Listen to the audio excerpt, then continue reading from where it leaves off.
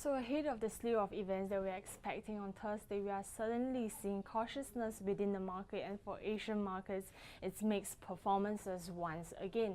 Looking at the key data that has really released this morning, we've seen Australia's Q1 GDP coming through, matching the market's expectation in quarter-on-quarter terms at 0.3%, and really missing that contraction, which really gave the market a sigh of relief.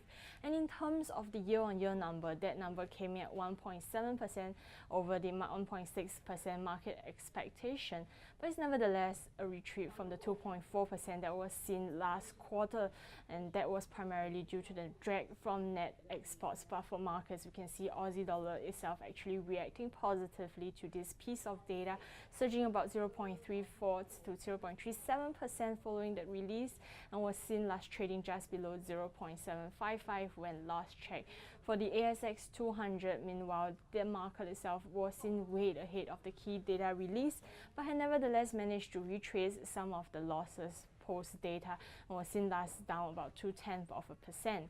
But in other news, we have also seen China expressing their willingness to ramp up US Treasury holdings, and actually that really sent quite a bit of interest into the bond market. So US Treasury yields itself was seen down to the lowest level since November 2016. I think for markets, really the reaction is about how that actually translates to trade, and how that could actually draw some of the interest from the equities market in the US into bonds instead. And there's a development that we may continue to watch. But really talking about US Treasuries, we've seen safe haven plays continuing ahead of Thursday's set of events. So that includes your dollar yen, which really was down the 110 level and trading around 109 spot 50 when last checked. And for the gold prices, it's supported up above 1290. I think ahead of the Thursday's events, these are the safe haven plays that is going to continue and sustain. Some consolidation will not be ruled out as well. But looking really closely at performances here in Asia besides the Australian market, indeed we have the Nikkei 225 in moderate rate following the dollar yen slide.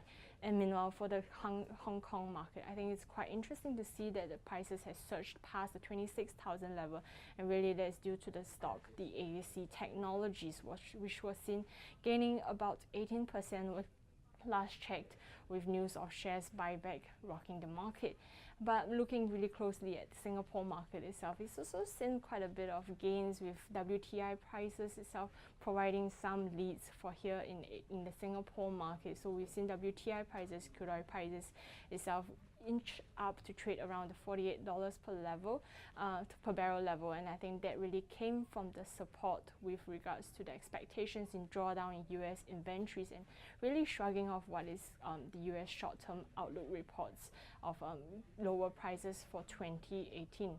So really moving forward, I think the attention will be on what's going to happen with the European items, the ECB meeting, and also the UK general elections. But really for Asian markets here, the look ahead to how reactions will follow former FBI Director James Comey's testimony, and how that will translate to risk sentiment will be something for Asian markets to continue looking out for.